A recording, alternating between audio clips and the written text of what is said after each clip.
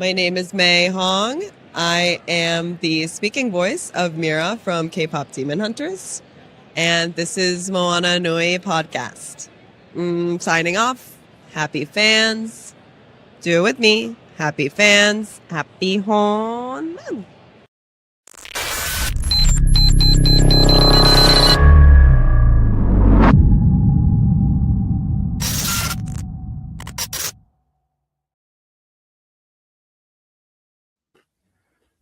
Buenas noches y bienvenidos al episodio de febrero de Moana Nui presenta Geek Speak On Sports.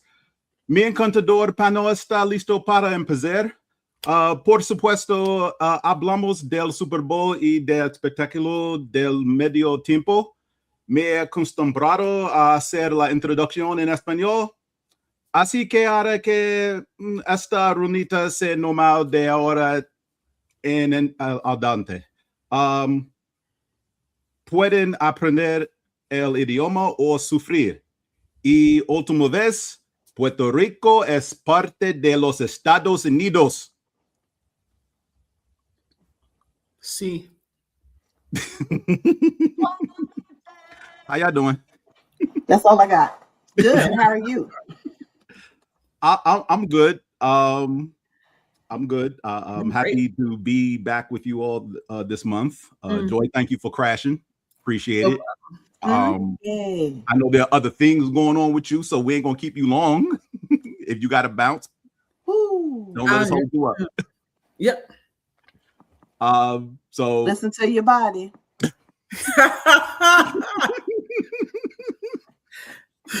Oh, listen to my body.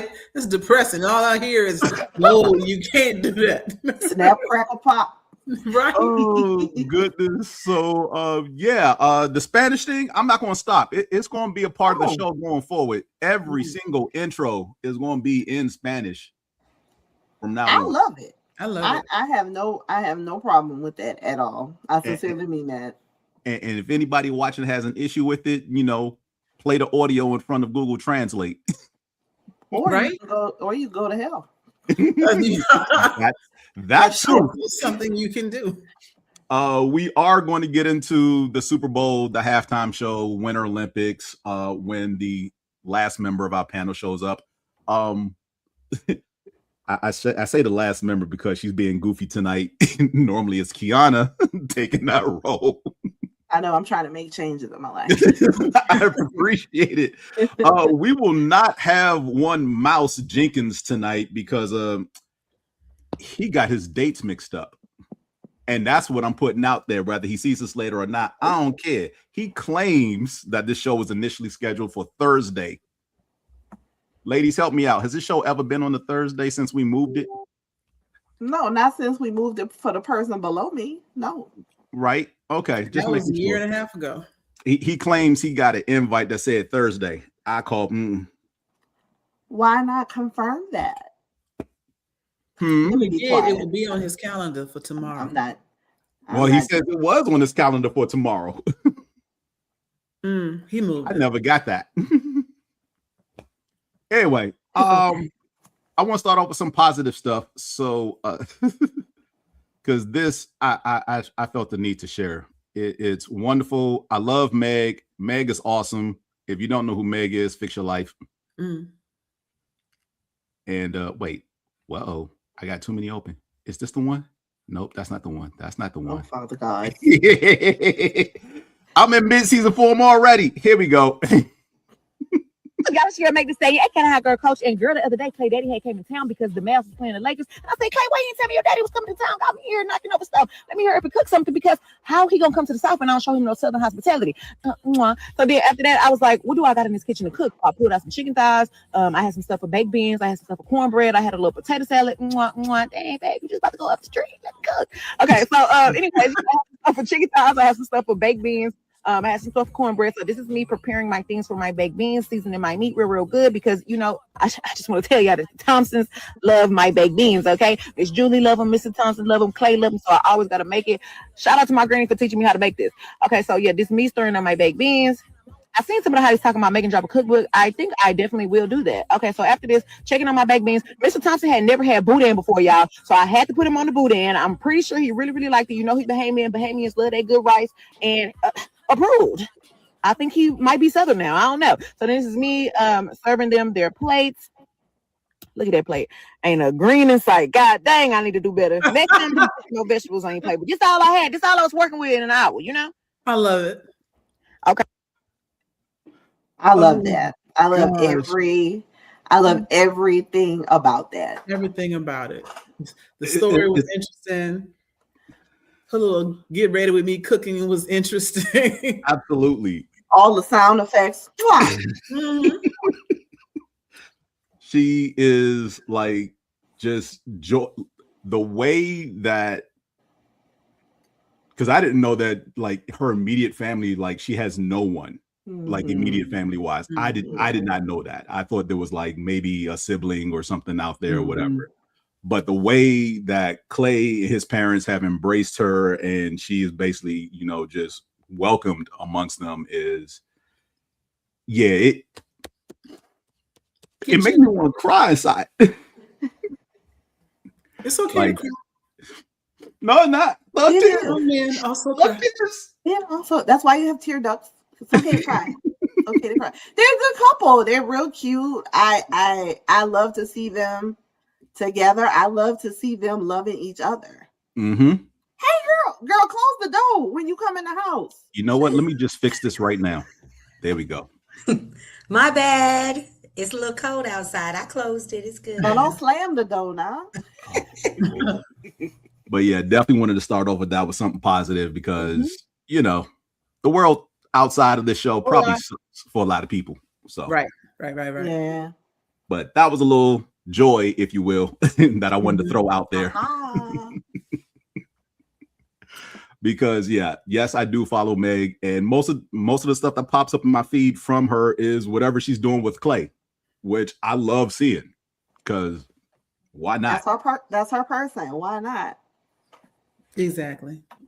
So, since now both of my hooligans are here in the top row. You. What? Me? No, I said you. Oh, okay. She made a face. We could actually get into some stuff. We're gonna save everything football related for last.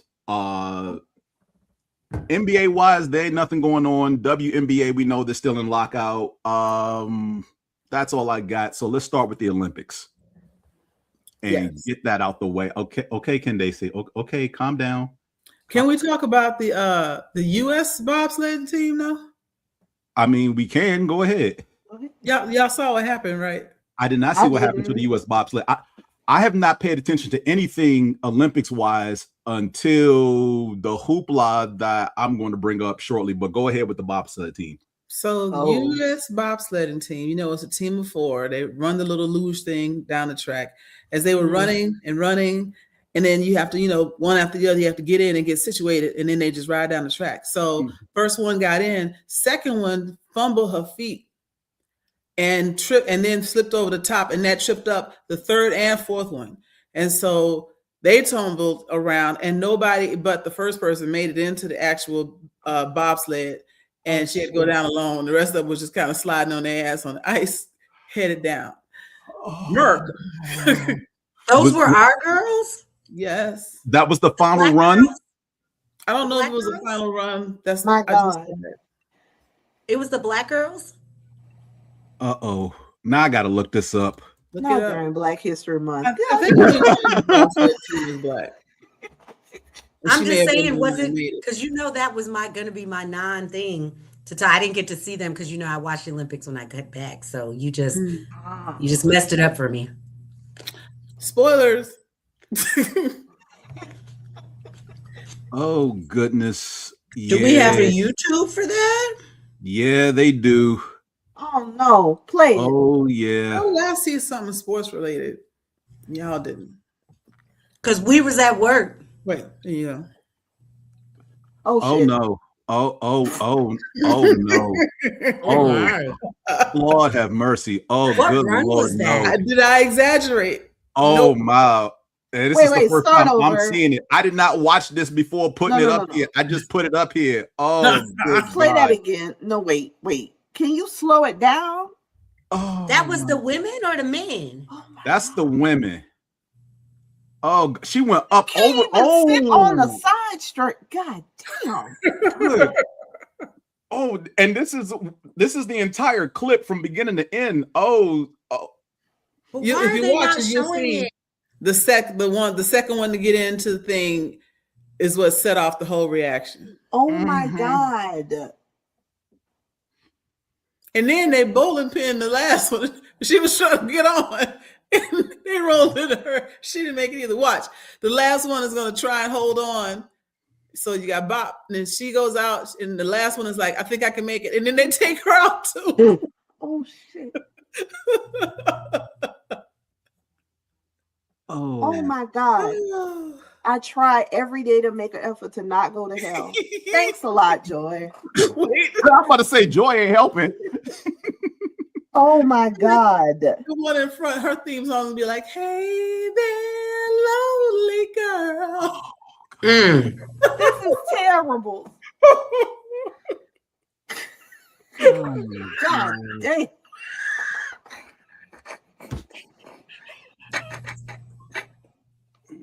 I just want to know who was on that team. That's terrible. That's really bad. Really, really bad. Goodness, I don't know. You're gonna have to look that up. I can't. I'm still wrapping my head around what I just saw. Like, damn.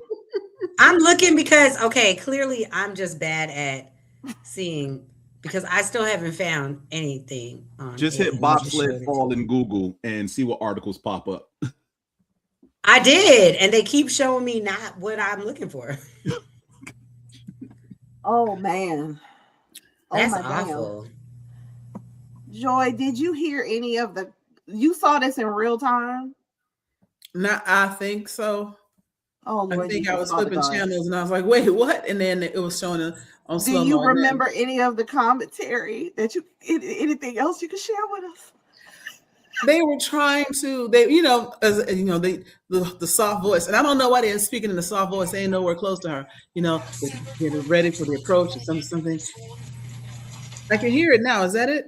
That's Candaysee with the audio. That was me. I'm sorry. It's all right. But because I can't read it. They're talking about what they need to in order to medal and what they're up against. This run and blah blah blah, and then they say, "Oh," you can hear them like, "Oh, that's gonna." No! Like, they didn't even have time to react. Oh no! Oh no! This is. They didn't go. Right? Oh my gosh, that is. Because if it had been me, I'd have been like, "Damn." Okay, that's the men's team. I just want to make sure it wasn't Black Girl Magic. Oh, that was the men's team. I think that was the men's team. I saw. Yeah, they ain't got no boobs. Well, I mean that doesn't, but they ain't got no boobs. So. Oh hell! Don't get canceled. You got to be a celebrity to be canceled. That is awful. Hey. Wow, that was really bad. God bless them. That was really sad. I hope everybody's okay.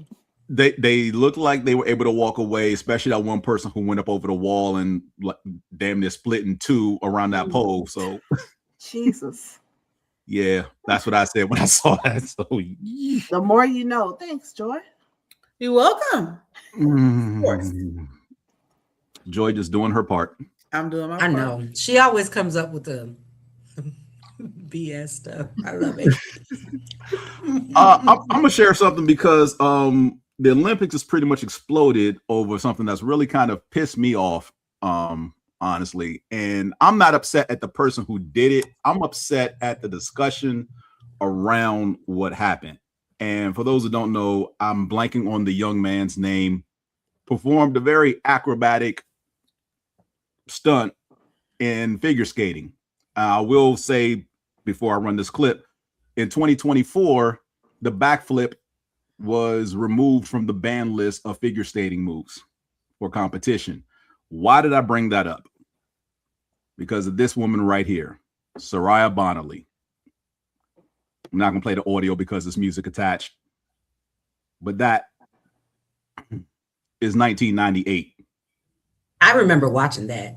Mm-hmm. I didn't even know it was banned. That's the thing. I was like, when he did it, I was like, oh, he did a black flip like that black girl. That's what when I saw it. Exactly.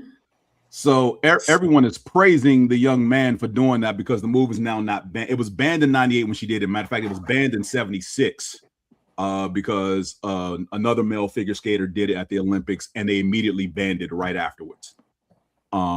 She did it in 98 because the judging bodies for competitions like figure skating in Winter Olympics and gymnastics in the summer, usually your judges come from European countries. They have a bias. If you are not pale skinned, they will deduct you for more points than they would your fair skinned counterparts. And that's what happened to Soraya Bonnerly in 98. She was pretty much ostracized and, overly judged in that competition because of the color of her skin. That just boils right down to it. They've even come out and said it since then. Like, it's widely known. That's what happened. So whatever errors or mistakes that she didn't land properly off a triple axel or whatever have you, where somebody deducted a quarter point, she would be deducted a half point. So what they decided to do, what she decided to do was, since she was going to lose anyway, right? She's on the Olympic, world stage. I'm gonna go ahead and hit this backflip. And the other part to that backflip is, they said it was banned because the first person that did it had landed on 2 feet. And if you land on 2 feet, then it is not a skill; it's a stunt. A skill has to land on 1 foot. So she came through and did that backflip landed on 1 foot, turned it into a skill just to show them that it was possible and that she was going to skate her heart out anyway. And that's the unforgettable moment of that season, right? Of that Olympics. That Olympics, yes. I don't remember who won. Nobody does. No one cares who won. Like, we don't. All we know is that she showed out. And I think she finished 6th in the rankings. Yep. And just speaking about what you were saying earlier, the reason they decided to allow they told her it was illegal because of, banned, blah, blah, blah. Now they're saying that they wanted the backflip in, or they allowed it because it brings more viewership and adds to the excitement. You could have had this excitement all along if you wanted it, but no, you wanted to cut up. And then because it was boring, now, you bring a little pizzazz back. Man, y'all ain't slick. But let's be real. Most of the events, well, I shouldn't say most, a lot of the events in the Winter Olympics are boring to a young audience. And therein lies the problem. That's why they, to what Joy said, they lifted the ban in 2024. They're trying to target a younger demographic to get them to watch the Winter Olympics. Young people ain't watching the Winter Olympics. Because we don't even like our douchey snowboarding friends. Why would I want to watch a competition of my douchey snowboarding friends? No, not at all. Mm-hmm. I wholeheartedly agree. I saw something like on LinkedIn about Olympic influencers who were struggling, like Gen Z Olympic influencers, because they didn't really know how to formulate their content. Ooh, first world problems. But I get it. Like, the Winter Olympics really has never been my thing. But like, I was at the nail salon today, so it was on. I like the hockey. But then I'm starting to watch everything. A lot of this shit is extremely dangerous. What is the thing where they look like one ski and they just going back and forth and flipping up in the air and coming back down? And I'm like, why would you want to do that with your life? It was very frightening to watch. Waiting for a head to bust wide open, like that. That one guy, the one Jamaican accent dude, is like, on today's episode of Midnight, I Do This.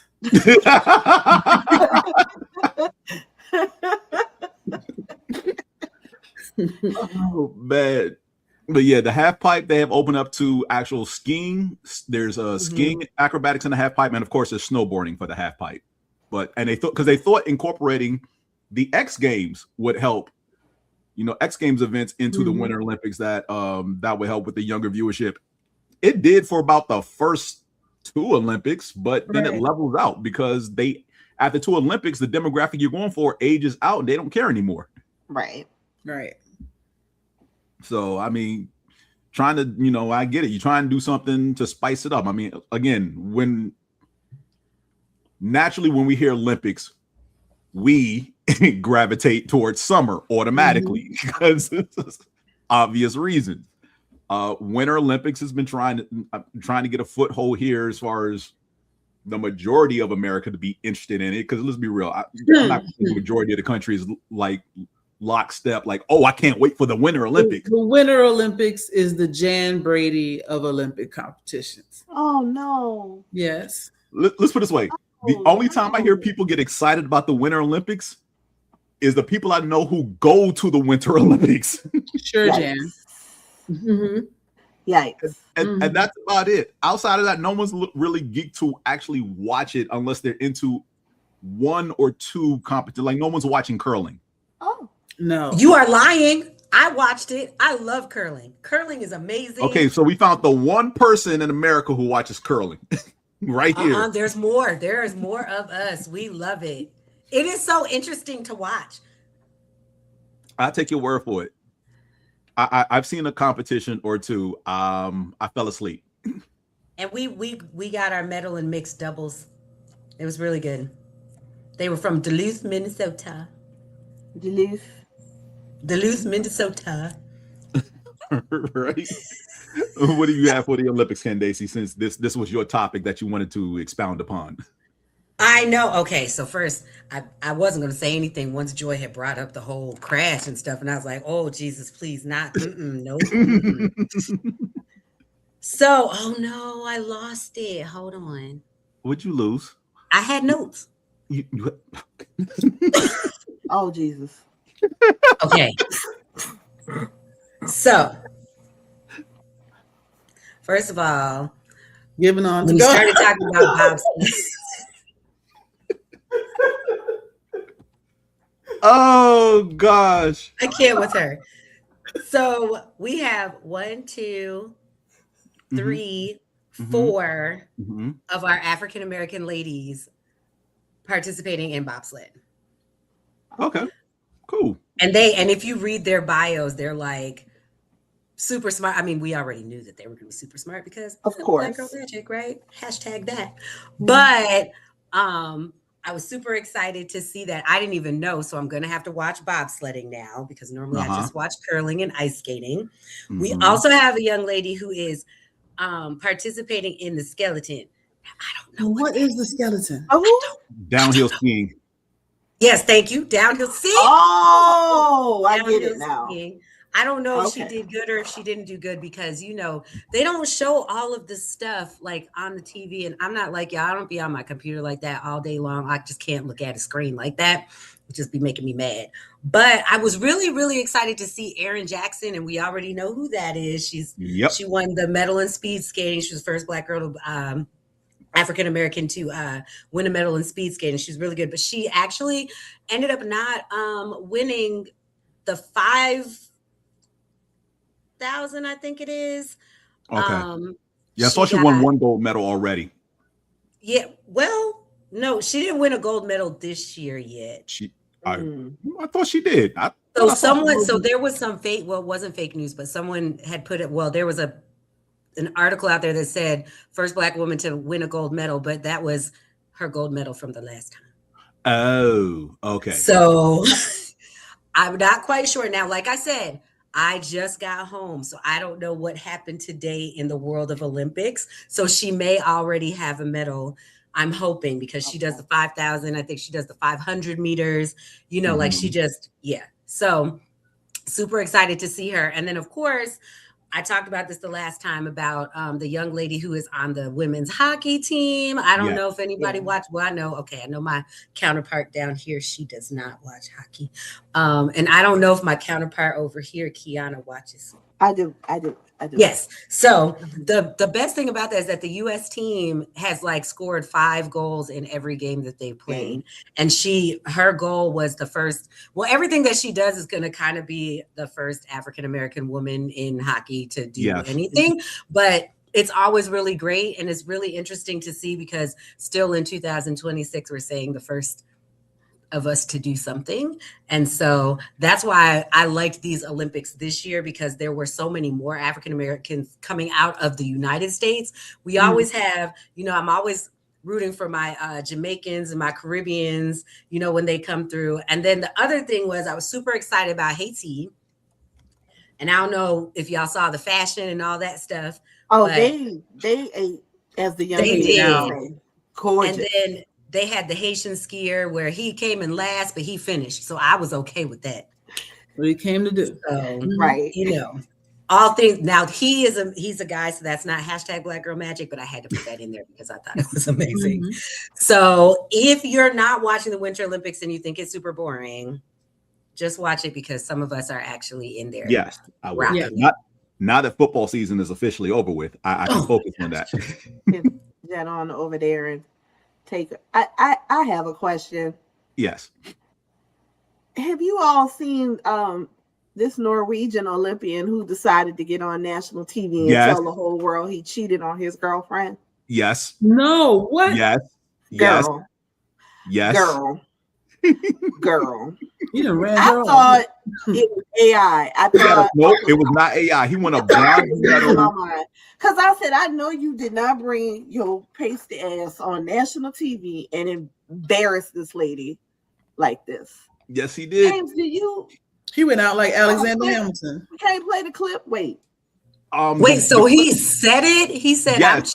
After he won a medal. The clip, the only reason I saw it is because Kev on stage talked about it. So it's his big head over the interview in the background, and then he drops out to let the interview play, and then he comes back towards the end. But yeah, that's how I found out about it. Kev on stage mentioned it. In a post-race interview after winning a bronze medal. Bronze medal, yes. And then I see an article from the New York Times. Mm-hmm. He didn't even win the gold, though. No, he won the bronze. Wait a minute. She didn't know about this at all? Nope. She did not know that. She didn't know. I'm done. I'm done. I didn't know that this lady did not know this until this man said this to millions of people on national television. Mm-hmm. And y'all want to know why they have all Dateline and Snapped and all of these other shows? Mm-hmm.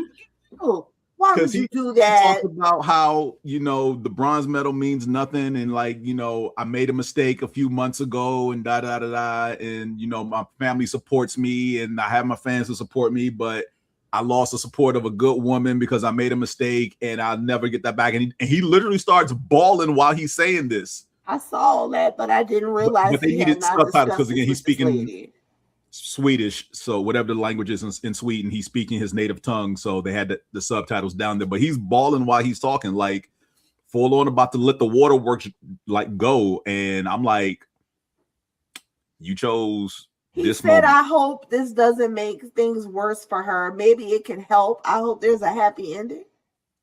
Oh, is this real? Yeah, because I tuned out the end when Cam jumped back on to talk about it because I'm like, this has to be AI, but no, it was real. That's insane. What's worse that he's I can't believe this is the way he told his lady. Oh Lord. I don't care where you are in the world, you cannot sleep if you are alive and I am alive, and you've done that to me. You ain't gonna never know a moment's peace. If you are alive and I am alive. Yes. Until you do right by me. Baby, had I known prior to you doing whatever Olympic sport, you wouldn't have won the damn medal. Here's the thing. It wouldn't even be like, I'm waiting on my chance to get my lick back. It would be constant harassment. Like wherever you go, it's going to be a problem. I'm going to get my lick back 1,000 times. But for every person that saw that, I'm going to do something to your car, your bushes, your house, something. And every it's all over social media, I mean, beyond millions of people have The whole world. I felt some kind of way, but I swear to God, I didn't know that this was the way he decided to tell this lady this. Sir. Because honestly, it still was all about him. He wanted the attention of, look at me being the good person and crying. Because narcissists can cry on a dime. I should know because I can. Yeah. I can cry right now if I felt like it. But Jesus. Yeah, he was being manipulative, and then now it's on public record because everybody saw it that he's sorry and he apologized. So if she takes him back, then it's a salvation love story, right? If she doesn't, then she's just mean because he tried so hard. All of it. You know what? Which one of y'all said? So what you say? You couldn't even win the gold.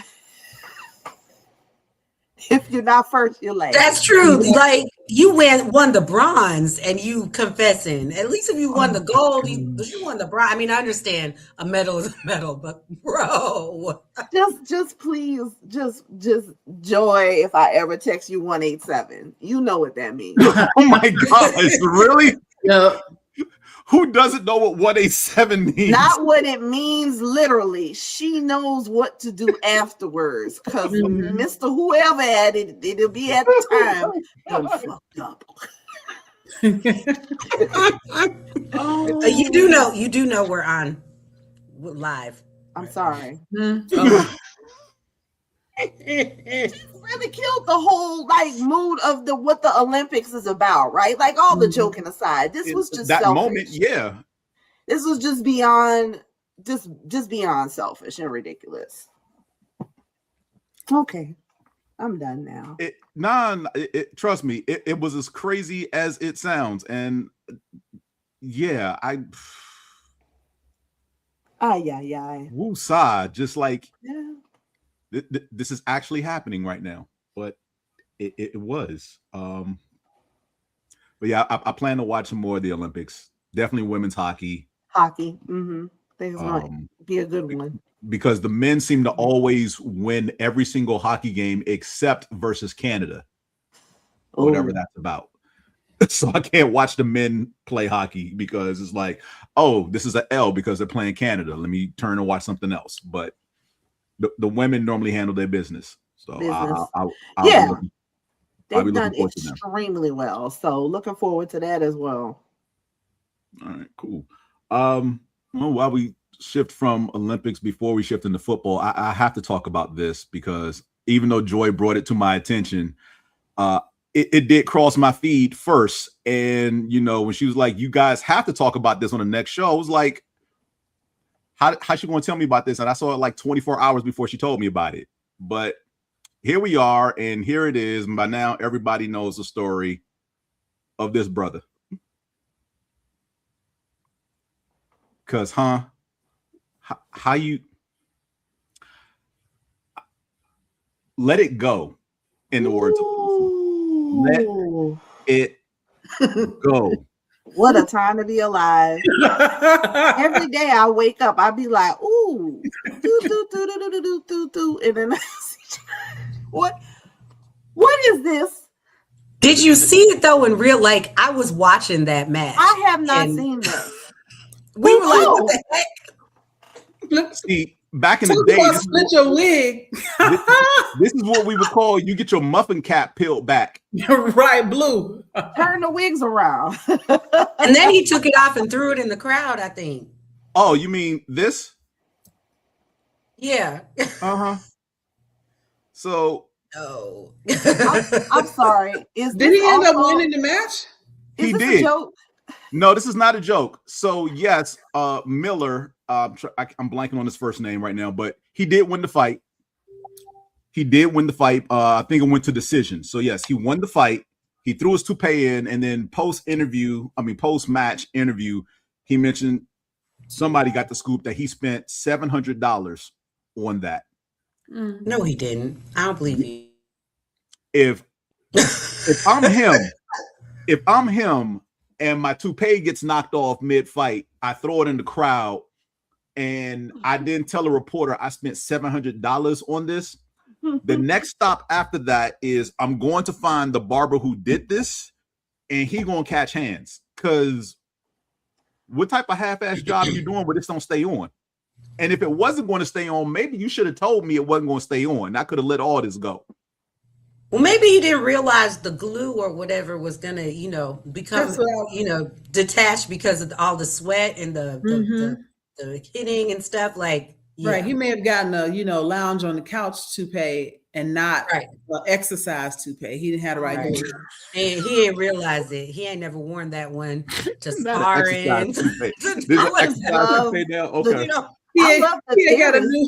He got a fresh new wig for the fight. And it didn't be glued down right.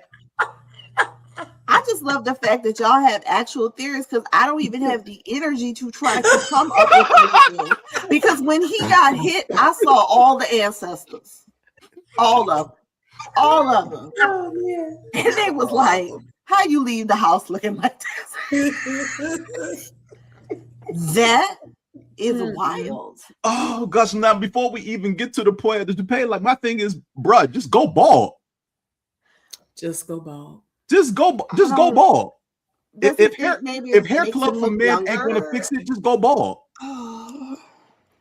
Because at least a hair club for men, they just transplant the hair from where it's growing on your head to where it's not growing. It might not be growing nowhere though. Then if he has dead follicles on the top, then shave it all off. Some white lady told him that was cute. And that man said, I got nothing.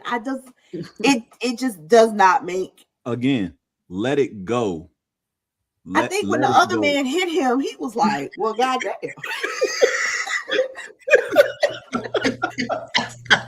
Pick up your shit off the floor.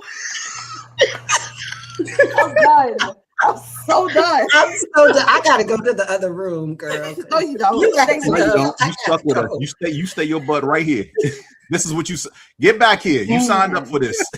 Can you imagine watching that at like a fight party with like? I was. That's what I'm saying. I was. How many people were there though? I don't like. It was only 5 people, but it's like it was 10, a whole 15, cigar lounge. Oh, it was a whole cigar lounge, and all you heard was, "Oh shit!" and then they were like, "Wait," because we all were like, "Did that just happen?" You just be like, "Wait a second." Right. Then, so wait, when we saw him go, we were like. Now I got a question, Candaysee. You were at a cigar lounge. How many older gentlemen quickly did a check to make sure? First of all, I'm just saying. First of all, ain't none of them did that. Okay. Because they all are either bald or have their nice low cut because it's thinning or whatever. Yeah. Okay. They let it go. But yeah, I didn't even think about looking at anybody because literally when it happened, it was just more like everybody just kind of was like, what in the world just happened? It was so bad. Oh, God. I wish I had been there to revel in the moment. Oh, man. I just keep thinking about the little rim of glue hair. Right. He had around the edge. That's what was so bad. It was the glue or whatever that was right there. Holding on with all this might. It never came off either. He had to yank it off at the back. Like the back was the only place that stayed there. I hope he got his $700 back. And he better not ever go to that 690 of the census views. But I'm gonna need you to run me my money on a refund or something. That's how much he paid? $700, yes. 700 USD dollars? Yes. Or 700 pesos. Because I wonder if he had to sign a waiver. I don't know, but all I know is 48 hours after that thing went viral, the next thing I saw was Miller admits to paying $700 for the toupee. Should have its own social media. It is its own character. And somebody can catch you when it's flying back and like do the little smiley face on the inside of the toupee. Oh, boys and girls. No, then it could say, all my life I had to fight. Love. And leave them. Oh my God. I'm going to my bedroom now, girl. I can't stay here no more. I can't stand you right now. I can't stand you. Yeah, when you come back, bring some snacks.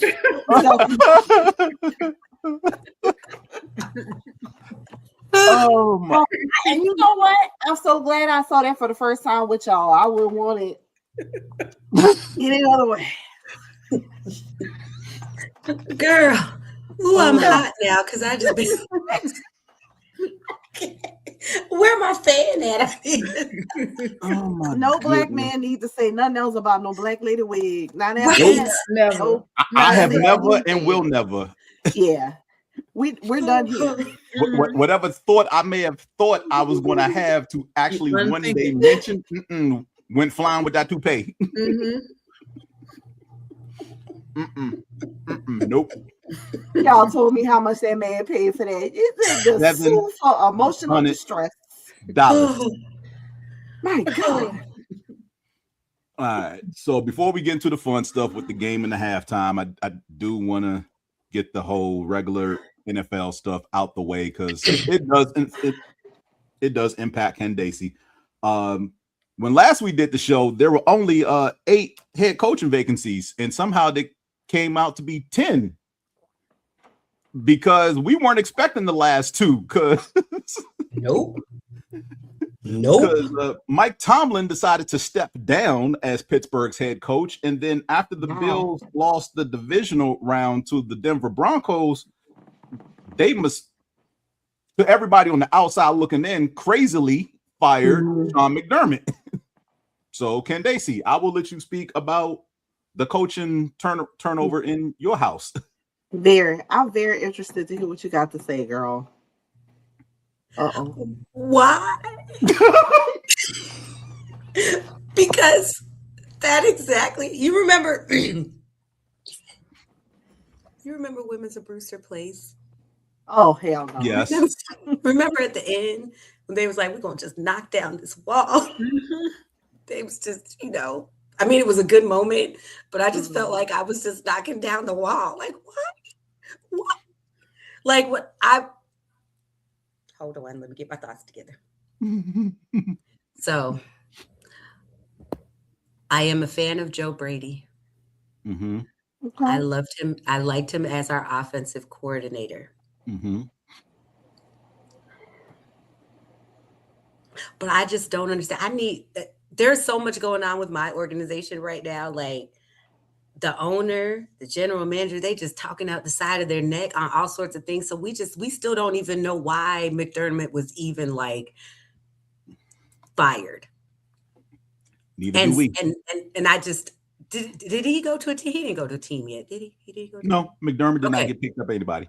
Right. And so wherever he goes after this, I'm going to cringe every time that we play them because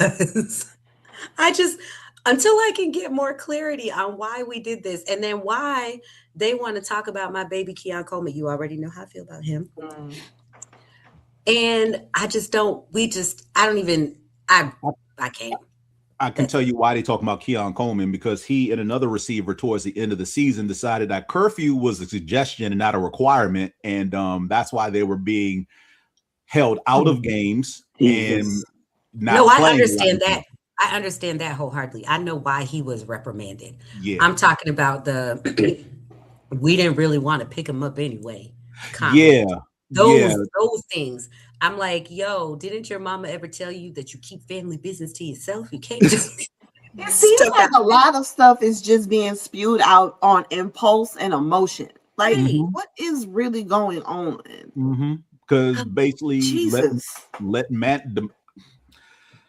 The thing that's baffling to everybody from the outside looking in is that McDermott got fired and the general manager got promoted. Right. I have no words for you. Like I said, I don't know what's going on either. All I'm gonna say is that you said the general manager got fired and who else? The coach got fired. No, the coach got fired.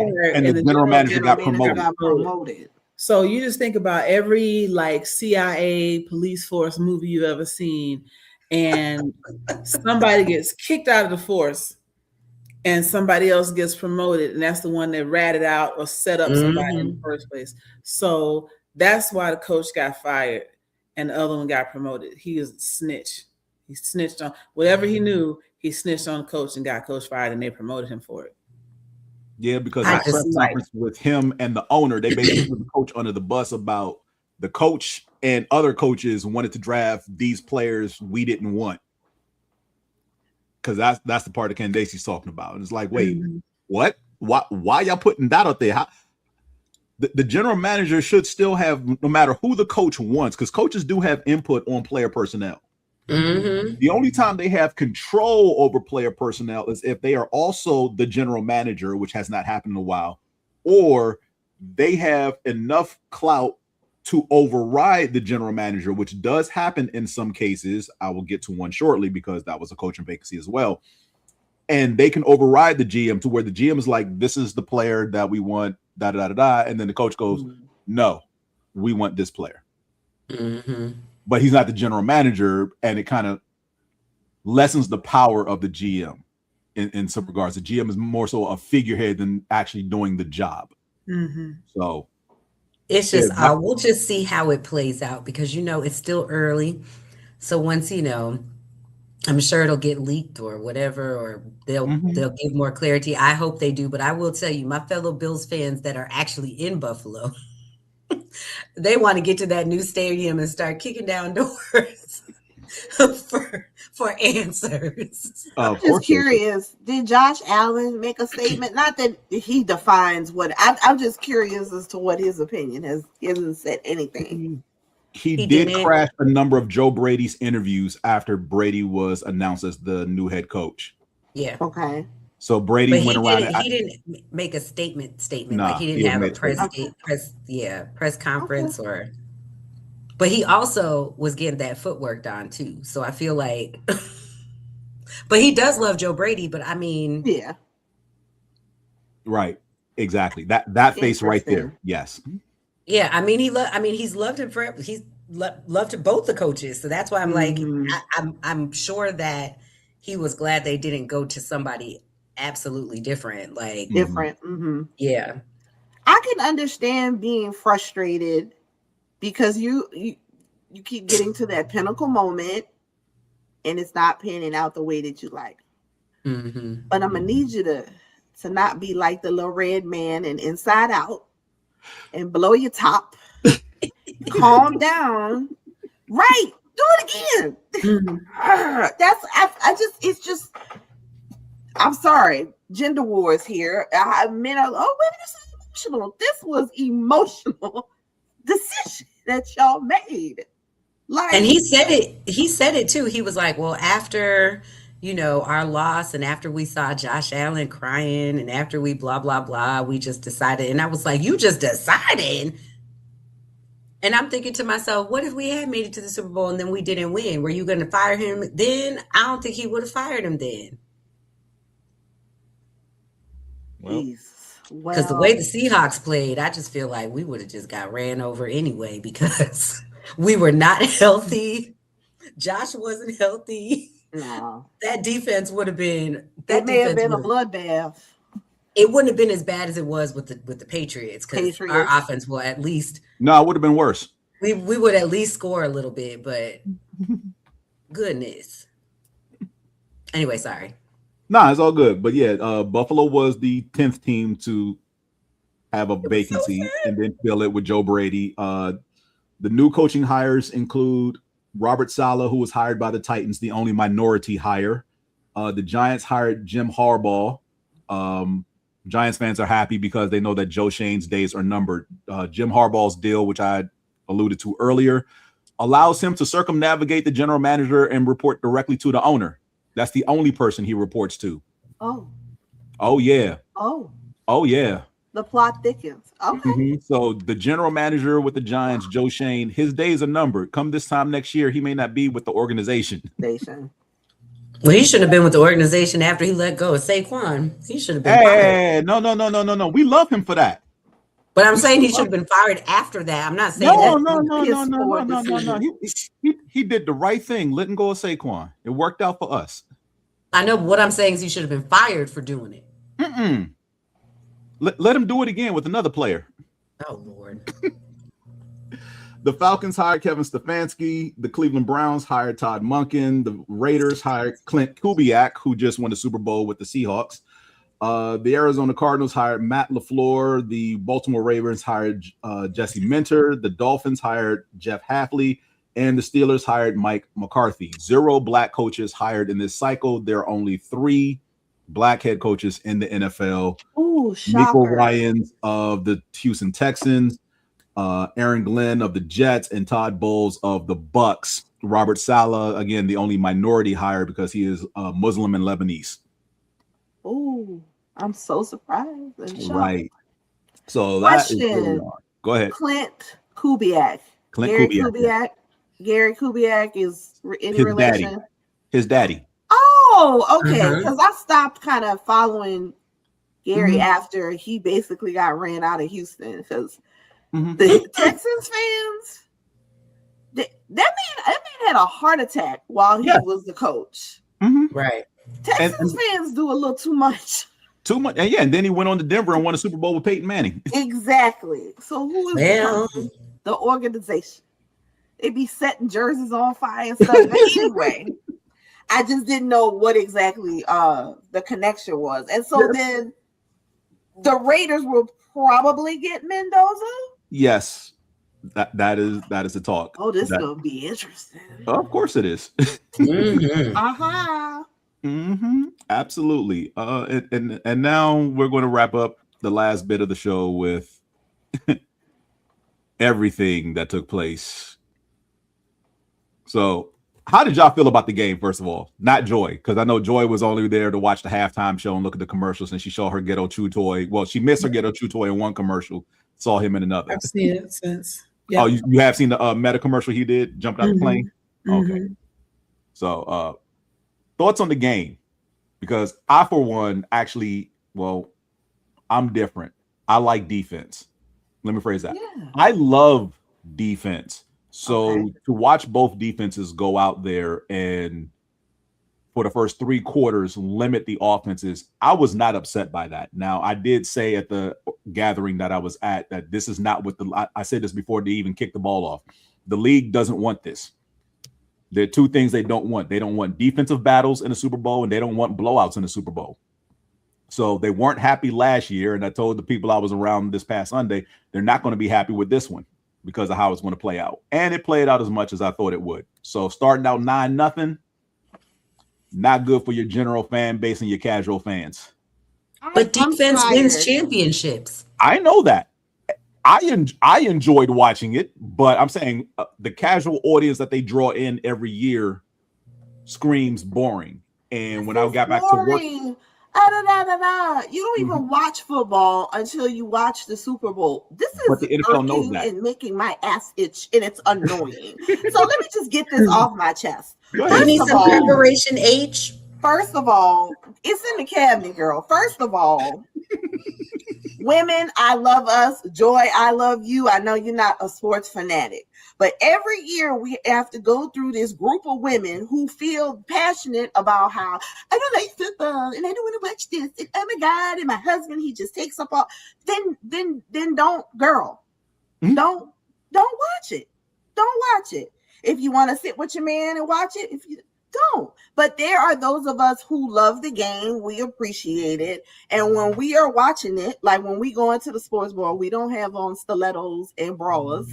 We are wearing you know what, girl? After 5 o'clock, you do whatever you feel you need to do. And so, I do. I still wear my heels and stuff. I'm real girly to the game and everything. To watch the game. That's 1. 2, everything and sometimes I just hate social media because all it is a dumpster fire for people to give unwanted opinions and complain about everything. I enjoyed the game. The defense was awesome. I don't like games where it's very high scoring. That's where I get bored. But as I was watching this game, I'm like, these mofos about to keep going back and forth until somebody quarterback F up. Mhm. And lo and behold, poor little Drake, poor little Tink, he'll be okay. I think he's a good quarterback. But I was like, they got him. And they're knocking the confidence out of him. I'll see that a lot of times with what's the 49ers quarterback name? Young guy. Oh gosh. The Brock 49ers? Purdy. Yeah, Brock Purdy. I noticed that when they played Kansas City, they had that game. And once they shook his confidence, that was the end of it. So if you're somebody who genuinely enjoys sports, you look at the game for what it is what it is. I enjoyed it. But what I really enjoyed was the Seahawks winning and getting their lick back from that other Super Bowl. That was beautiful. So I was happy for them. Other than that, it's like, come on. Again, if you don't want to watch it, don't watch it. And I enjoyed the halftime show, but it was, every year we have to, there's a football game on when such and such has no. No. This is the Super Bowl, and the halftime performer is et cetera, et cetera. Okay, I'm done ranting now. I had to get that off my chest. People getting on my nerves. I feel you, girl. No, I had a good experience watching the game because this is the first time. So I've played that Squares game. The Squares game. The so pool. The lounge that I was at, they had picked the squares beforehand and they had it up on the wall. So everyone who was in the lounge, like, they all kind of had a square or two or three or however many. And so it was just an interesting add-on to the game, like, as the game was going on, because you hear the people who are like, they're not really Seattle fans, they're not really Patriots fans, but they're like, I need it to be 6-3 right now, or I need it to be whatever right now. And so, they're like rooting for whatever team to go ahead and either kick a field goal or get a touchdown. So that aspect of it was actually really, really interesting. And it made watching the game even more fun, even though I would have enjoyed the game without it as well, because I love defense. And I, like you said, the back and forth for me, even though I don't like the heart attack, I am a Bills fan. So at the end of the day, when it's close and you don't know what's going to happen, that's a lot better than it being 42-12. And so you're just like, why are we even watching this? Because we can just change the channel. So I loved it. The halftime show was, I had to go back and watch it again because I was in the cigar lounge. So I didn't get the full experience that I wanted to have with it. But, it was amazing. So I want to be some grass. I'm mad. Man, me too. How you audition to be grass? Well, apparently the grass was all bodyguards, supposedly. Like that was the security. Bodyguards? Like most of the grass was security team. Just in case something popped off, so they can get him and the other celebrities out of there quickly. Like, okay. So quite a few of them were some of them were extras that they paid. They did pay people like $17 an hour, and they got comped for like 70 hours of work. For being grass, and then other people in the grass were like part of the security team. So yeah, just in case. I was like, I saw somebody's social, I forgot what reel or whatever, and the lady was like, how do I become grass? How can I be grass? I would be grass number 153. She said I would put it on my headstone. I would put it on my headstone. And I was like, no, I would. I'd be like, girl, I was there. I was grass. I was grass 36. You didn't see me? That was me right there on the left side. Your thoughts on halftime, Joy? Bad Bunny is awesome. If you can't speak Spanish, it didn't matter. And I loved the island solidarity and the fact that when he said America, God bless America, he meant everything from Canada to the tip of South America. Those messages were great. It is those exact same messages that has people out here with their panties in a bunch because they're mad that he spoke Spanish. Never mind that we've had people speaking Spanish. J-Lo did it during her performance. Anybody have a problem with it? But now, oh my God, just speaking Spanish is so un-American. Shut up. Just shut up. As one poster said, So what? You didn't understand the halftime. You didn't understand the Macarena 30 years ago and still dance to it. Exactly. Right. They had no problem with Macarena. They had no problem when it was Shakira and J-Lo, and Shakira brought Bad Bunny out during that halftime show. So I didn't know we was talking about the halftime show. I was talking about the game. In regards to me, we can go back to the game later. With the I didn't get to talk about the halftime. Absolutely beautiful. If you've ever been to Puerto Rico, like it was there. That representation of everything, all of that is there. In regards to, I will now call them the tartar sauce rangers. I have had enough of this. If you don't like it, why did you watch it? Just so you could be seen, be heard, get attention, and complain. So I no longer want to give any of those tartar sauce rangers mount up any type of attention or anything. I have never in my life seen a group of people who want to eat everybody's food, their hairstyles, drinks, date the people, sleep with the people, go to the other people's countries, but you hate the people. Right. You have a demonic bloodline. Yes, I said it. And something is wrong with them. Like they have a mental health problem.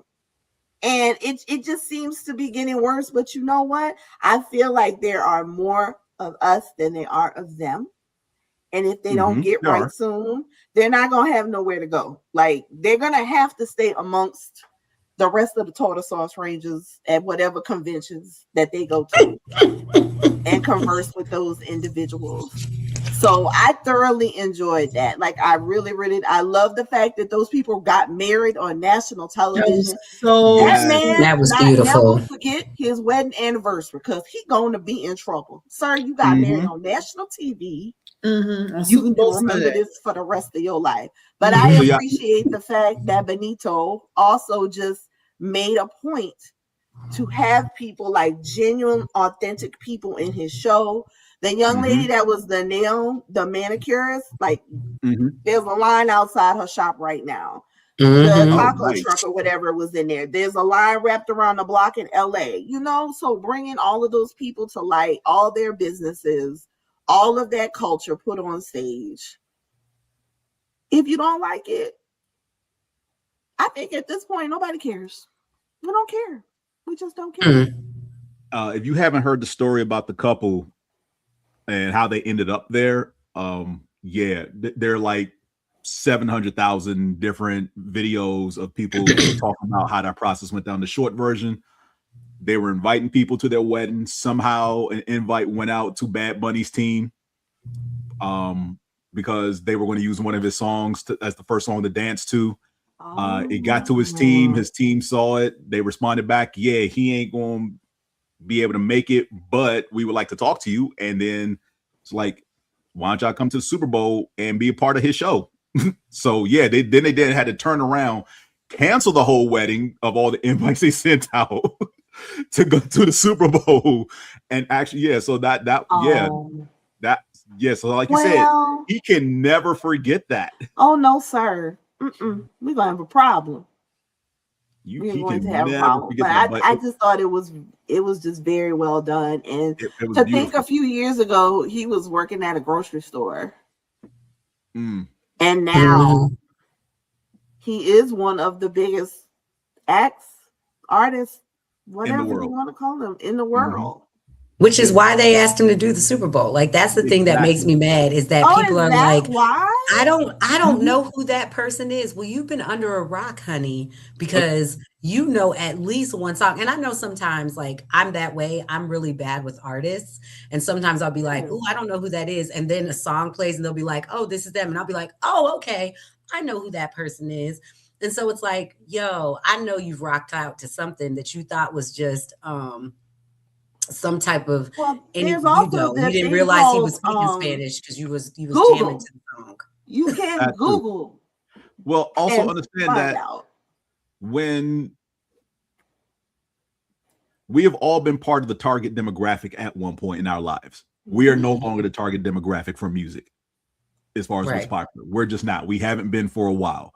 But you always hit that point, and this is when you know you've transitioned out of being the target demographic, because music doesn't hit the same anymore. And it usually happens in your mid-30s, where you start noticing, this ain't what I'm used to listening to. Doesn't matter the genre. Whatever you liked up until your mid-30s is what you become accustomed to listening to.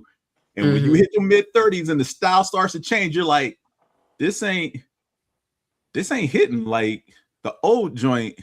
And it could be the same artist trying a new style, or just a new artist coming out, and you ain't rocking with them because it's like, I can't get with this. There are some people who pretty much latch on to what they liked when they were the target demographic and won't let go, and everything else outside of that is trash now. It's like, understand, you've aged out.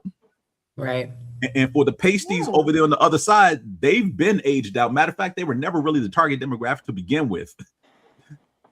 That's the other thing when it comes to music. It's like, no one's really asked for your opinion. The fact that y'all even control the industry is wild, because well, they have a very hard time accepting that they're not being catered to. That part. Horror. Ooh. Or they don't do anything original, so no one wants to even really deal with that. At all. So I can't wait to see who they pick next year. Oh man. I feel like and you know what I'm really tired of? I'm tired of our people saying that they want the Super Bowl that it's okay to now go back to, go ahead and get your country person or your whatever person. I'm like, what? We want to get whoever's hot right now. Like, wait, say that again.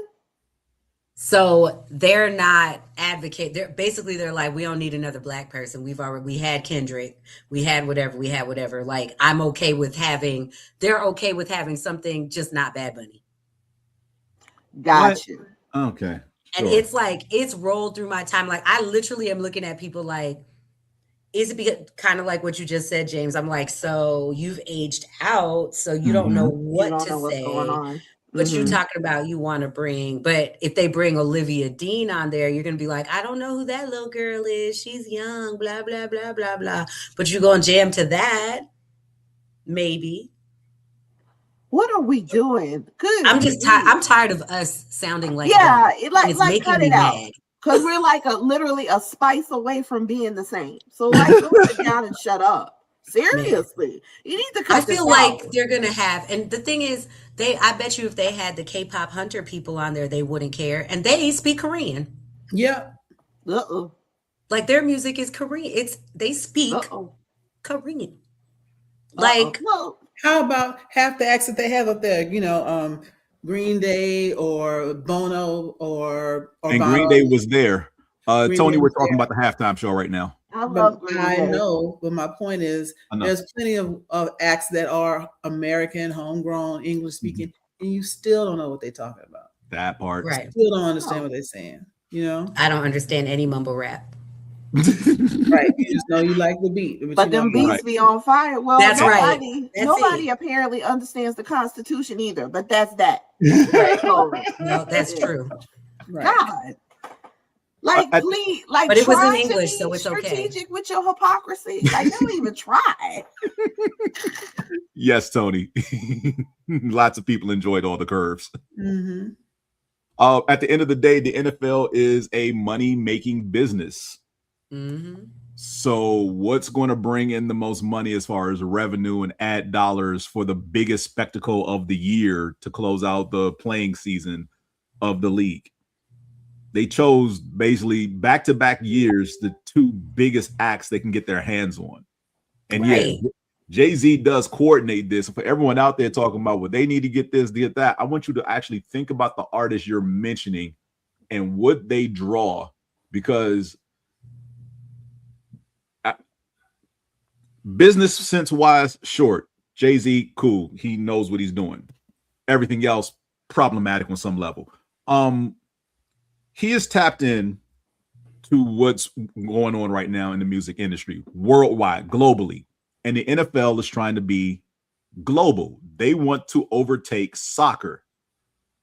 Let's be very clear about that. The NFL wants to overtake soccer. Soccer is still the number one sport in the world. It's not going to be toppled in any moment, anytime soon. Football is just trying to get a foothold. Right now, it's the number one sport here in the United States, and that's about it. So those international series games that they do, and everyone's like, well, why are we playing? Why does the league put so many games in Europe every year? Because there's a growing audience in Europe. What I find funny, right, it probably won't, but the NFL, again, they're going to keep trying. What I find funny about them putting all these games in the regular season in the UK and France, Germany, where they're playing all these games, and there's going to be a game in Australia this upcoming season in 26. Matter of fact, I think they're going up to 12 games. 12 regular season games is going to be the count played overseas. I find this interesting because the NFL used to have, for lack of a better term, a minor league, spring league, if you will, like the UFL that's going on, that starts in a couple of weeks. NFL Europe, if anybody remembers that. And it took place during the 10 weeks after the Super Bowl, and they ran a whole 8-week season over there. Teams in Frankfurt and Spain and the UK and whatnot, all over Europe. It was a 8-team league, and the owners didn't want to continue to pay for it, which is why it folded.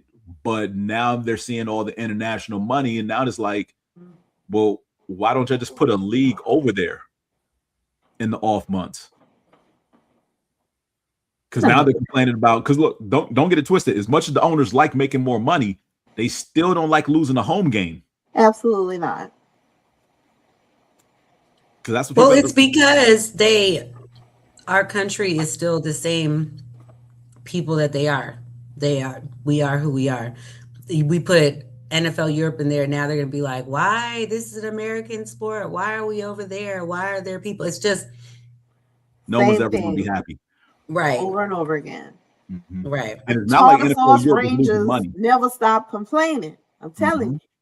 They're always, I just be like, what y'all mad about today? Mm-hmm. Write it down.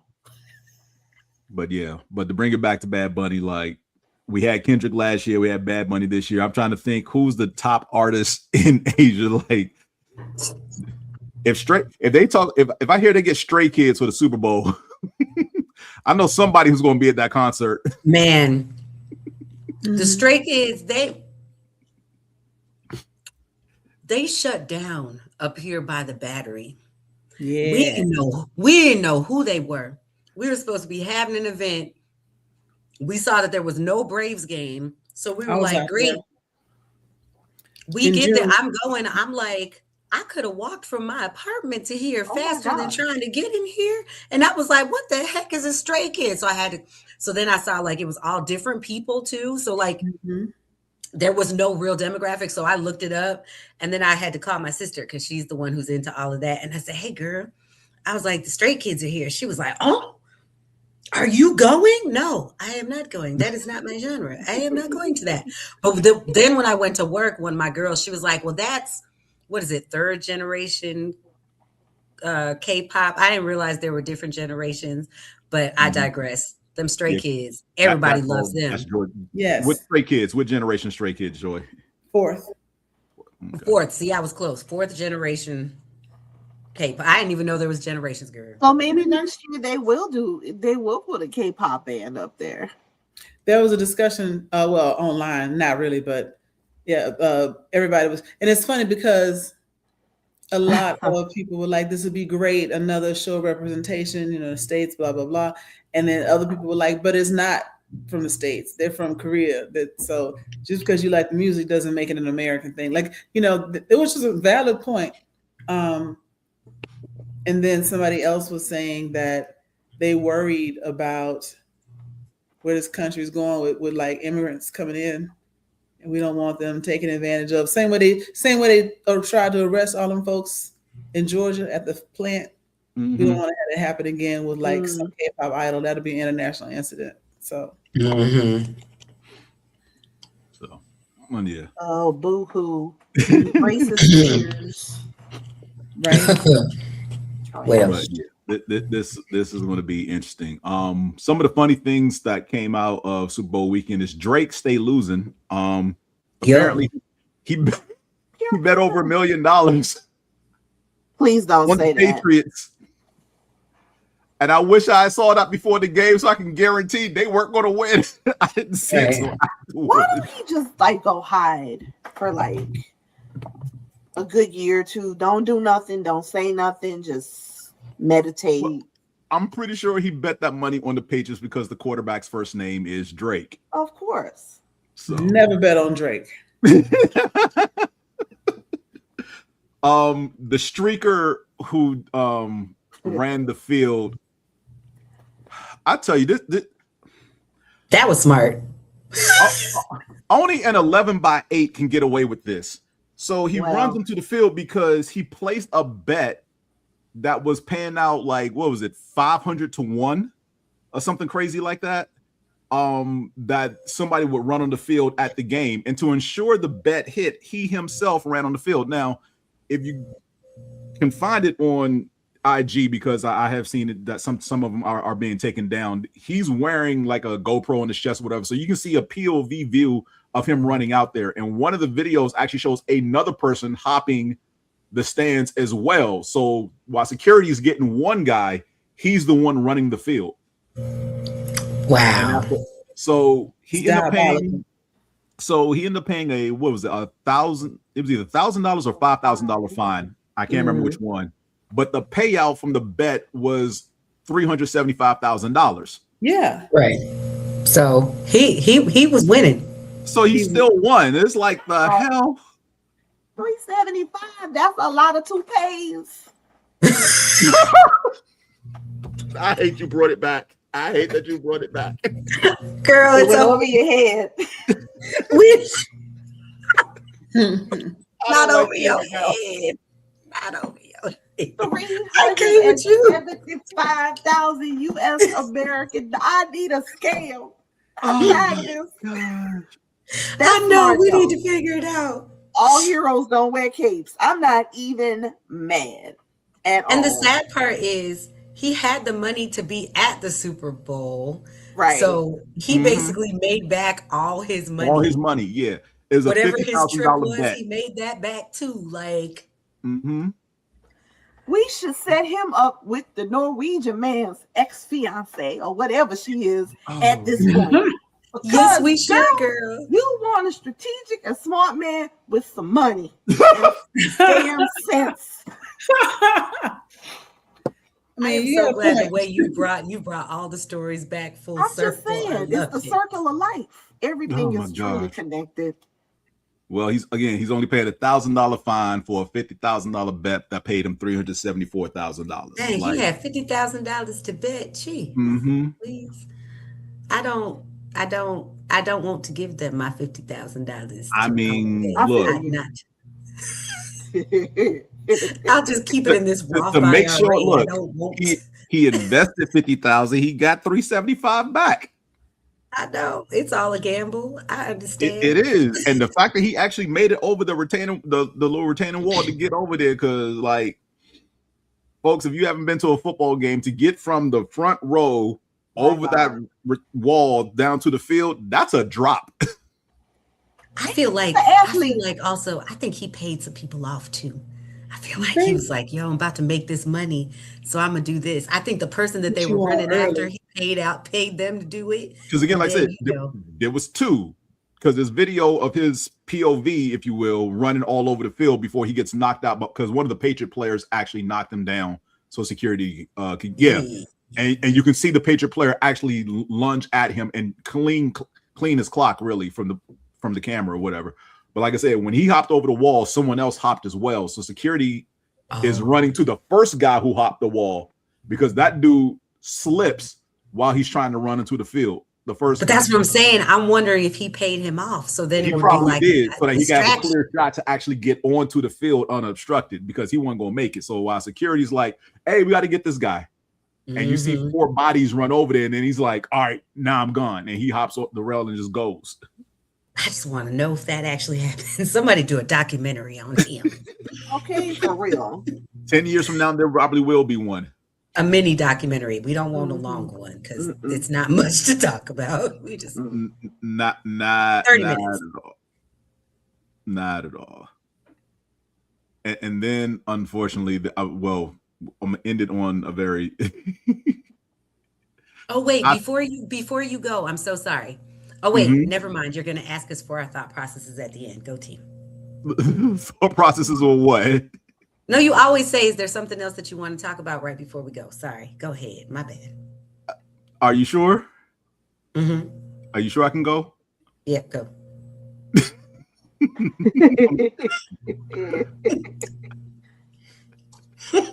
Oh my gosh! Now you done throw me off. I can't even find the video. I'm sorry. I'm so sorry. You done messed me all up. Uh-oh. Are you Okay, I found it. Okay. All right. So just listen to this audio. This is the best day of my life.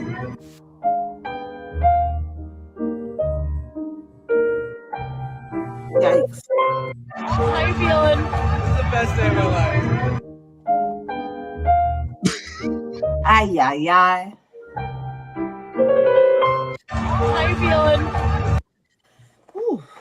Oh gosh, yeah, and both Leonard Williams and Cooper Kupp saw this, players for the Seahawks, and commented with the smiley face and laughing emojis. Today, like February the 11th. Like couples is out here crashing and burning. They can't even make it to Valentine's Day. That girl looked like she gonna give him hell when that got home. I want to know what the conversation in the car was like. She was like, "Really, really, That's the really." I mean, she shot the video, so I mean, my thing is, he could have said this is one of the best days of my life, but he said this is the best day of my life. It's in his eyes.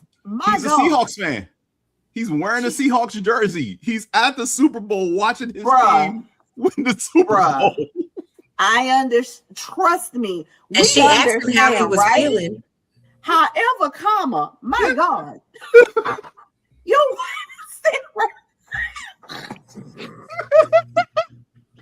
man, that frontal lobe development. Jesus Christ. Oh, I blame her for asking the question. You know who you married. You would. Right.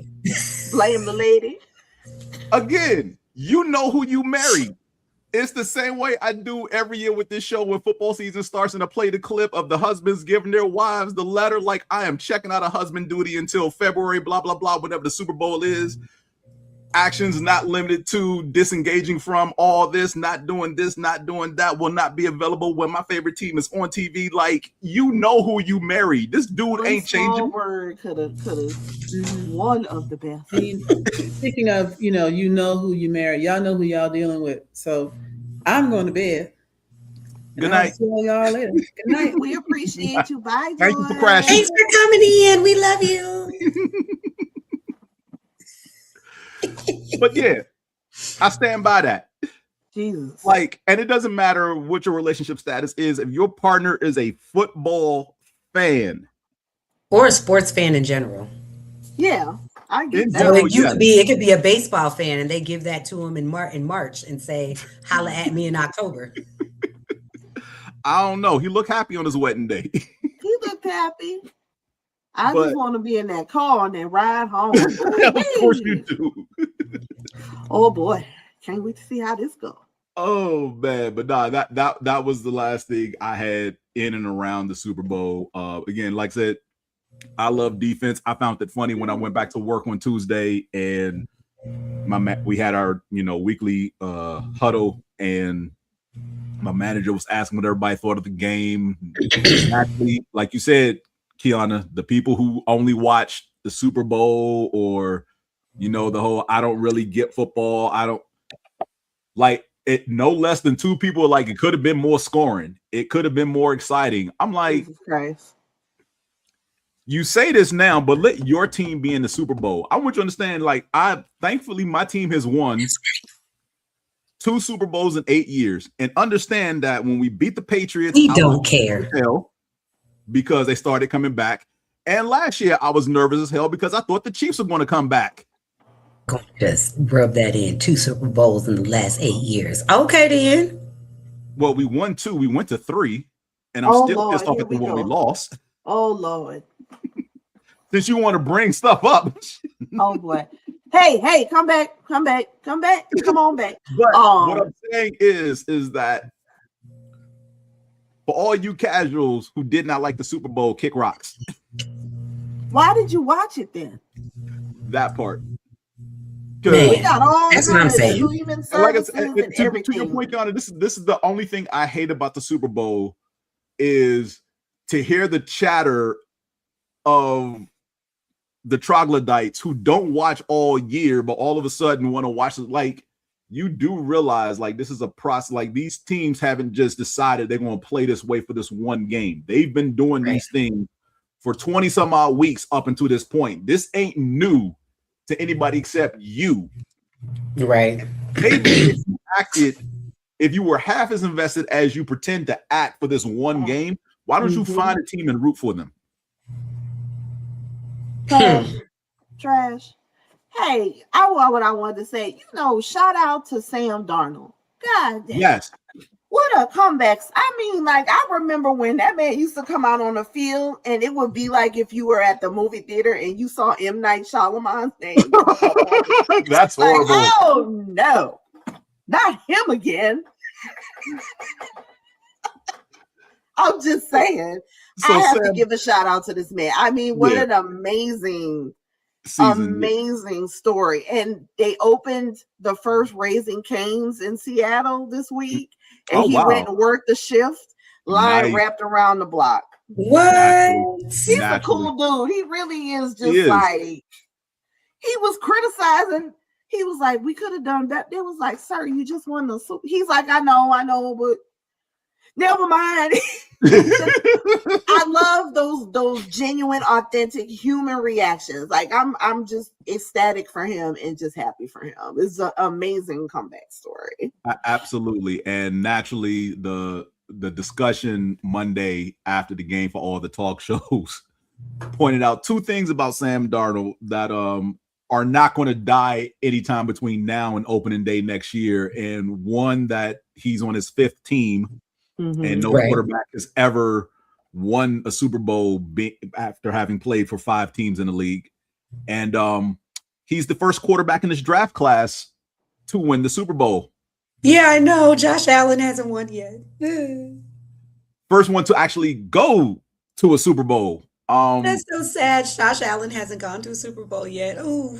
Because his draft class includes Josh Allen of Candaysee's Buffalo Bills, Josh Rosen, who's no longer in the league, Baker Mayfield, who's currently with the Buccaneers, and one Lamar Jackson. Oh, Lord. Oh, Lord Jesus. I didn't realize that Baker Mayfield was in that class, too. Those were the 5 first-round quarterbacks of that draft class. Who's that Josh Rosen guy? Josh Rosen was the first overall pick by the Arizona Cardinals. Oh, and then Kyler Murray came. And the very next year, they fired the head coach. They traded Josh Rosen, and then they drafted Kyler Murray because they got the number 1 pick again. And everybody was like, surely they're going to trade this pick because you just drafted a quarterback last year. And it's like, nope, we're going to draft a hot new quarterback in this draft. And the one we drafted last year, we're going to ship him off somewhere. And they did. And Josh Rosen never figured out the league. The league never. Oh, that's too bad. So now the redemption think pieces around Sam Darnold also include give your quarterback time when you draft him. Don't give up on him so easily. Well, we've been saying that, though. Like, all these quarterbacks the last, few years that have been, we're just like, why are you asking them for so much? They're rookies. Let them cook. If you could, if the people down here in the city I live in allowed Tony Romo to be quarterback as long as he did and did absolutely nothing, everybody else can sit down and shut up. Like you said, let them cook. Give them an opportunity. Give them a chance. I don't know. I don't know. But yeah, that's pretty much been some of the talk. And again, it's going to be the talk because it's going to be what's Josh Allen's excuse, what's Lamar Jackson's excuse, what's Baker Mayfield's excuse. Because again, those are the three that are currently still playing. Rosen, like I said, is no longer in the league. So, well, it's not about excuses too. It's all I always feel like it's about timing and your team. You're right. You're right. That's around you. And what I find funny, and again, this is not to pick on Buffalo, but this is just the observation of. Sure. No. Here's the observation of the other three quarterbacks. So Baker Mayfield supposedly flamed out in Cleveland, only to bounce around between Carolina, the Rams, and then end up with the Buccaneers, where he's found his groove again, more or less. But Baker is what he is. He's not going to get. I don't think he's going to get any better than what he's been in Tampa Bay these last 2 years. Right? That's the height of what you're going to get statistically from him and performance wise. Very high upside, high risk, high reward type play. Lamar Jackson needs to figure out how to translate his play from the regular season to the postseason. And that's not all on him. It's also the people around him, because his offensive weapons love to disappear and crap the bed at the most inopportune times, whether it's his tight end against Buffalo 2 years ago, his wide receiver fumbling against the Chiefs in the AFC Championship, his offensive line crapping the bed, not blocking for anybody. Like, it's not just Lamar. As much as people want to put it on Lamar Jackson in the playoffs, it's not just him. There are people around him who flat out just don't show up in the playoffs, which makes his job harder.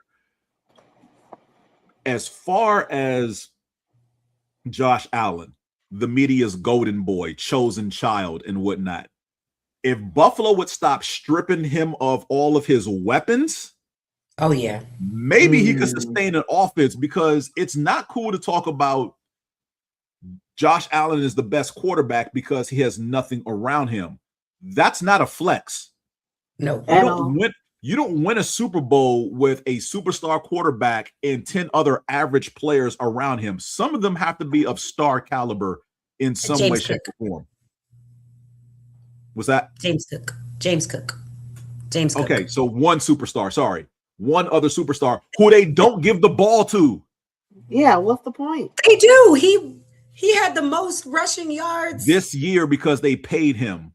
But last year he was very close to Derek and Saquon. I think he was third. No, he wasn't. Understand that the gap. So last year, Christian McCaffrey was third. Yeah, McCaffrey was. No, McCaffrey didn't play last year. But I mean, he rushed over. Cook was top 5. Cook did finish top 5, but understand the gap between Saquon and Derek at 1-2 to 3 was like 400 yards. Remember, Derrick Henry rushed for almost 2,000 yards himself. He was like 50 yards short of 2K. That's true. They should have done that. You know what? They should have given the ball to Saquon this year, and maybe you guys would have went a little further. That would have been nice if we had an offensive line that remembered how to block and stay healthy, and they did neither of those things. Oh my damn!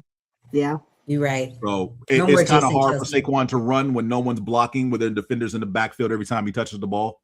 Yeah, because the offensive line forgot how to block, and our best lineman ended up hurt, so the backups are in there like deer in headlights. Trust me, I know what happened with my team.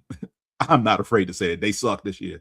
O-line sucked. They didn't suck. They were actually pretty good. They sucked. I'm sorry. They sucked. Okay, I'm so sorry that I went there. Sorry. Let's go back to what we were talking about. Oh, we don't want to talk about Josh Allen either. We're just going to wrap it up. Why don't we want to talk about Josh Allen?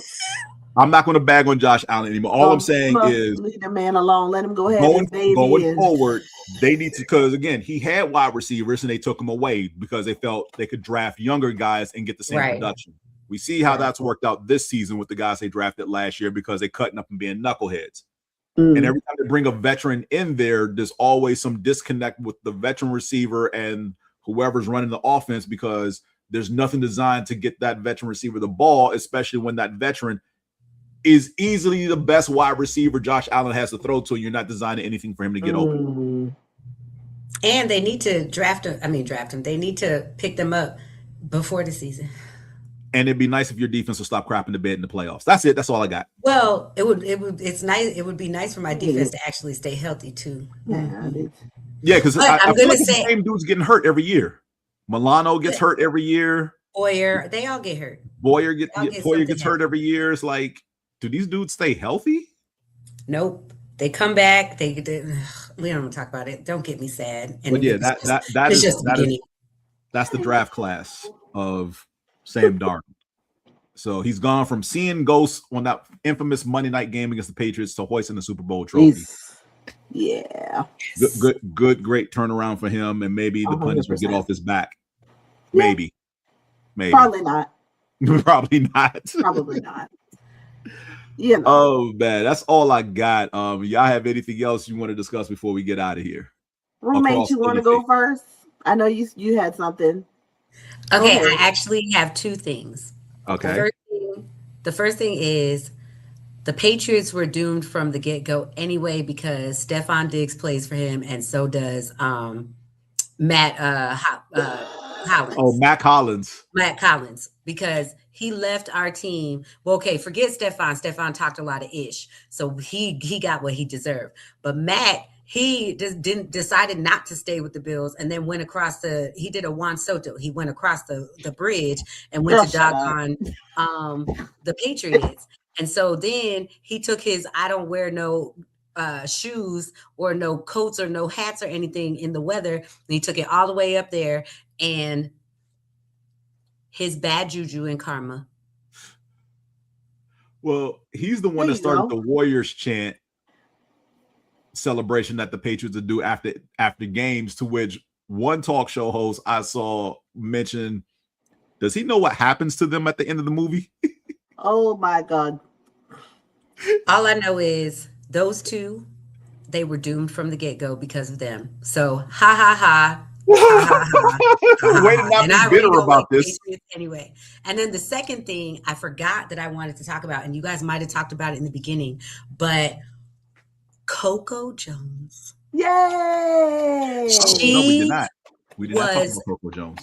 amazing. Her outfit was Whitney inspired. Mm-hmm. Plus, it had the red and green because, power to the people. Mm-hmm. And she sang the mess out of that song, and she was amazing.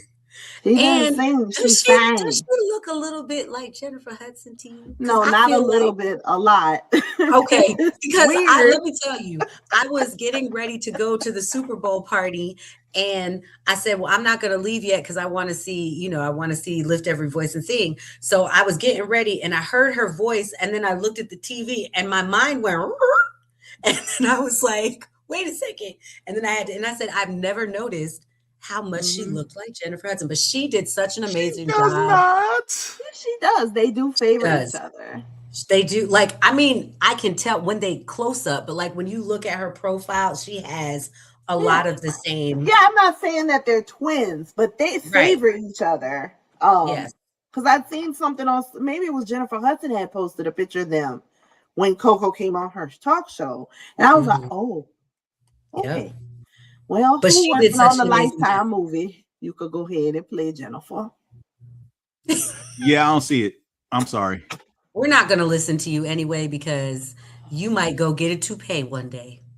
I will never get a toupee. Father God, please don't. I want you to understand that I keep my hair cut close because I already know I'm thinning in the back. Show us. No. There's no reason to do that right now. Okay, sorry. Go ahead, roommate. And then I had two things. I don't know if you all had already talked about it, but did you guys discuss the Stuart Scott 30 for 30? No, we did not discuss that. I won't go too deep into it because I know we have to wrap up. I watched the first 30 minutes and then I didn't go back for 2 weeks. It's hard, y'all. Y'all. Mm-hmm. But so well done. Yeah, that's my top favorite 30 for 30. It is. It was so nice to just be able to learn so much more about him. Mm-hmm. But I'm so glad they had so much video footage of him in early years. Just great storytelling all around. And I don't know if the 30 for 30s do they get nominated for Emmys at all? Yes, they do. Yeah, they do. That's it. You can't, to me, top that. And especially because he was so dear to ESPN. But yeah, it took a while. You know, Sports I world had in the general, whole Viola snot cry and everything. But I miss him dearly. And listening to Scott Van Pelt talk about him, whew, emotional. And then the last thing, James, if I put a link to a video in the chat, can you pull it up? So I just found out about this today, so I haven't done my research, but there is a company called One Court. And James, if you could pull up that YouTube, and this is a company that helps fans with visual disabilities watch a game with their fingertips. So almost like a braille board. Oh, I've seen that. I didn't know that was the name of the company. That is so cool. All right, let's check this out. Night for Hank Vogel. What's wrong, Raven? The 11-year-old is ready to watch an NBA game with his family. Do you have the headphones? Hank is visually impaired, but thanks to his hometown team, the Portland Trailblazers, all the action is right at his fingertips. This haptic tablet relays game data by touch and sound so Hank can follow in real time. And when his favorite player hits a big three, the celebration is electric. To actually be in the arena and like experience it with everybody else. I almost felt like I was like a regular person. I don't know how to explain it. We're doing a translation of the game from a very visual format into a tactile format that's accessible. Jared Mace and his team of engineers designed the One Court tablet, which translates gameplay into complex vibrations. Users can follow every movement of the ball. And as you feel vibrations like move out of frame, you can shift your hands and start to follow it. The goal, expanding the tech to other sports. An automated audio feed narrates the action. Shot. Scored. How hard was that vibration? It's just like, ah! It's like, oh, okay. So that's what happened. The Hank review, like, what do you think? I definitely experienced the game way better than I would have because I can kind of have a sense of what's going on. So no Blazer fan, this is out on a big moment. To see him be able to really enjoy it in a different way was cool. Now, this family bonding over a brand new feel for the game. Steve Patterson, NBC News, Portland. Yo, that's dope. That is amazing. Yeah. I think I saw that clip at some point. That was, I think that's super cool. There's another one with a black gentleman at it. I don't know if he's at a Knicks game, but I saw that and I was like, I didn't understand what he was doing at first. And then I'm just kind of learning about the board and how they move their fingertips. This is what technology should be used for, damn it. Right. Just absolutely. That's awesome. Indeed. That was it. Okay. Just wanted to share. Good job, roommate. High five. Got doing it the wrong. Man, with the oh gosh. Oh, for Mouse who isn't here tonight, we thank you for joining us this evening. Like, comment, subscribe, YouTube, Facebook, IG, Twitch, and enjoy all the other wonderful shows we have here on the Moana Nui Podcast Network. We will see you next month. March Madness will be right underway, and hopefully I'm not completely worn out from a convention I'll be going to the week before. We'll see. Yikes. Yikes indeed. What convention is it? BlurredCon. Oh, okay. Yeah, I'm going to BlurredCon, which is the first weekend of March, and then get back on Monday-ish, and then we'll be doing the show 2 days later. So we'll see how together I am. May lean on y'all for some heavy lifting. We don't know yet, but we're here. We're here for you. Or how the figure skater did the other day. He went like this. That's his heart. Be careful, girl. Don't pull off your toupee. Yeah, I think that's a good stopping point. Say good night, everybody. Good night, everybody.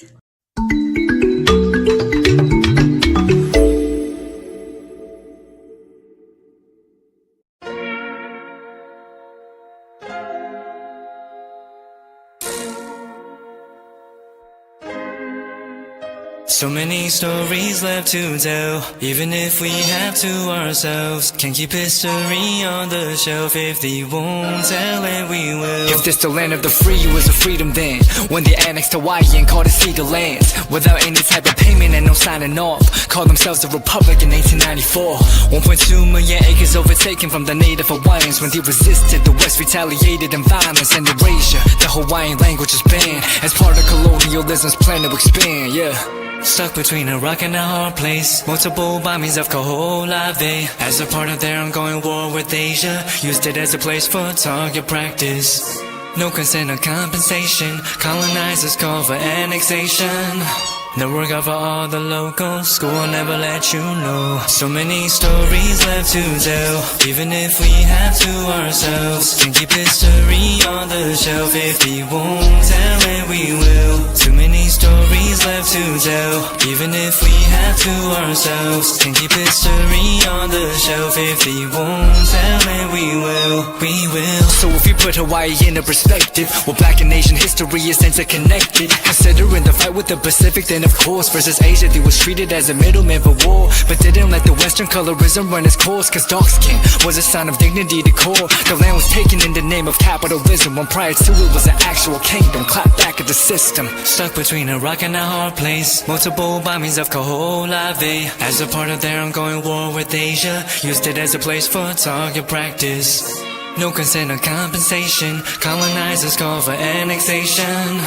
The work of all the locals. School never let you know. So many stories left to tell, even if we have to ourselves. Can keep history on the shelf. If we won't tell it, we will. Too many stories left to tell, even if we have to ourselves. Can keep history on the shelf. If we won't tell it, we will. So many stories left to tell, even if we have to ourselves. Can keep history on the shelf. If we won't tell it, we will. Too many stories left to tell, even if we have to ourselves. Can keep history on the shelf. If we won't tell it, we will.